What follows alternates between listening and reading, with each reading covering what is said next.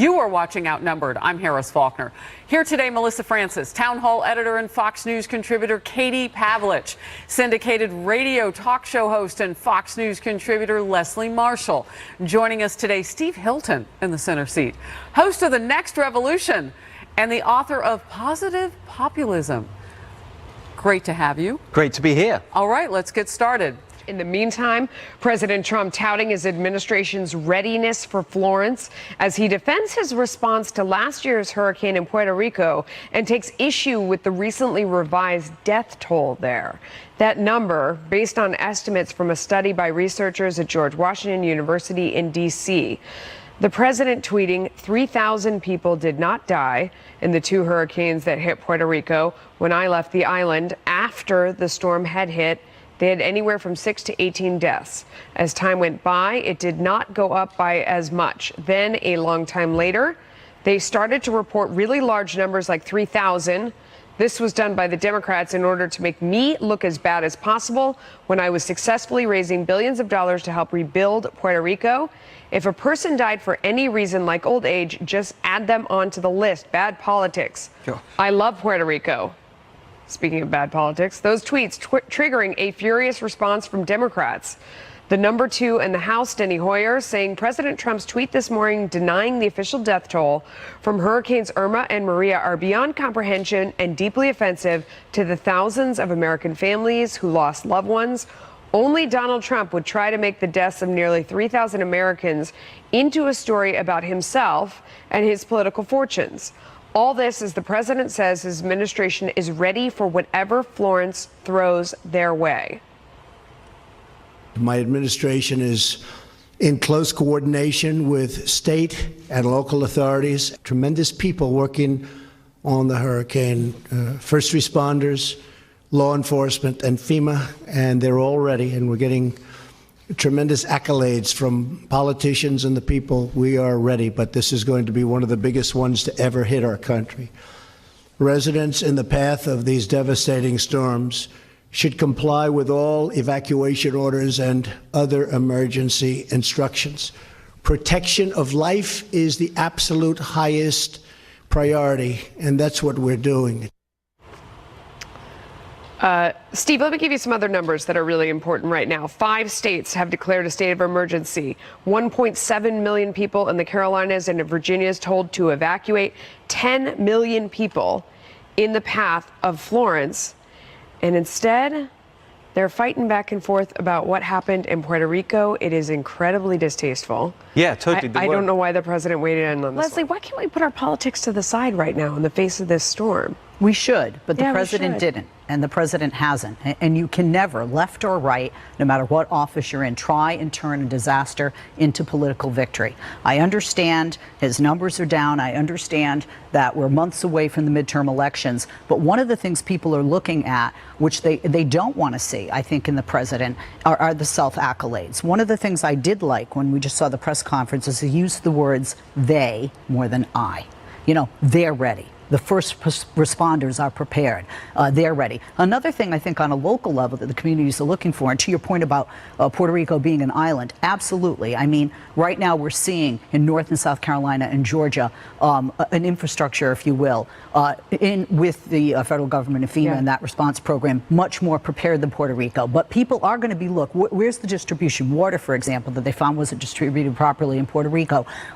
Food, shelter, and healthcare. They are going to look to that. But quite frankly, I really don't think that comes to their mind, most Americans, when they go to vote. I really don't. So there shouldn't be a reason why anybody should politicize this. However, funding, that is essential. To take money from immigration, and Homeland Security has assured that ICE is going to pull back, and they're not. That was an example of exactly what you're talking about. That was politicizing it, and it turned out not to be true. Right. But this is not what people are going to vote for when they go to the polls in November. And this is why I think whether you're the president, whether you're in a local office in any of those states, you don't politicize this. This is about people and preparedness and getting the supplies they need to them in a timely manner. Katie, this video leaked to Breitbart News and then released features Google's founders and top executives expressing dismay, lamenting the outcome of the 2016 presidential election during this internal meeting with employees shortly after Donald Trump's win. Here is just a taste of what was said. Let's face it, most people here are pretty upset and pretty sad because of the election. That was the first moment I really felt like we were going to lose. And it was this massive, kick in the gut that we were going to lose. And it was really painful. We'll be very strong and vocal and, not just, from a press standpoint or a PR standpoint, but actually working hard behind the scenes to stand up for what's right. Is there anything positive you see from this election result? Boy, that's a really tough one right now. The VP of People Operations also spoke on the topic of diversity and inclusion, noting this. We value and welcome perspectives from all sides of the political spectrum. So I have heard from some conservative Googlers lately in the past 2 days that they haven't felt entirely comfortable revealing who they are when these conversations come up at work. And so I believe we need to do better. In response to the video and fallout, Google released a statement arguing that the employees and executives were expressing their personal views, writing, "Nothing was said at the meeting or any other meeting to suggest that any political bias ever influences the way we build or operate our products. To the contrary, our products are built for everyone, and we design them with extraordinary care to be a trustworthy source of information for everyone without regard to political viewpoint." Now, a quick reminder, even as the president's campaign manager calls for congressional hearings, earlier this month, Google execs skipped a Senate intelligence hearing regarding efforts to prevent election meddling and disinformation. I want to get Leslie in here real quickly. What are your thoughts on this? I don't think that. I think they have their personal views, and I think everybody's political views and personal views weigh into all the business decisions, no matter what business you're in. But the bottom line, money. They're a business. They want to make money. So I don't think that they would be so stupid as just to cater to the left. So I'm not buying the conservative right. I want to know about their algorithm. Well, newly revealed text messages between former FBI officials Peter Strozk and Lisa Page indicate others were, quote, leaking like mad in the run-up to the Trump-Russia collusion probe. This according to the communications between the former FBI agent and attorney, which Fox News recently obtained exclusively. A lengthy exchange dated December 15, 2016, appears to reveal a potential leak operation for political purposes. And on that same day, media outlets reported U.S. intelligence officials were convinced Russian President Vladimir Putin personally approved and was involved in Russian meddling during the 2016 election.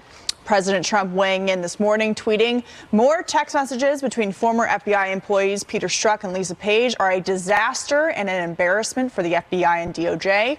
This should have never happened, but we are learning more and more by the hour.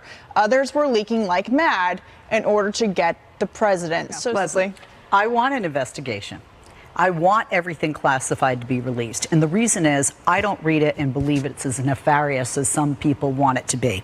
When you look at the first text, he also talks about the strategy that's being coordinated with the Department of Justice. I quote our Attorney General Sessions. At that same time, he said he wanted to put people in jail for leaks. So I don't think it's about fostering leaks. I think it is about combating leaks. Like and therefore, an investigation, I believe, would show it's not as nefarious. Do you think most Democrats feel the way you do, though, about getting all that information out? I think many do. I think many do. I don't think they're scared because I certainly don't believe that this happened with the former administration to try and derail somebody from being elected and change the will of America. Brennan, Clapper, all of them. It's all got to be investigated properly.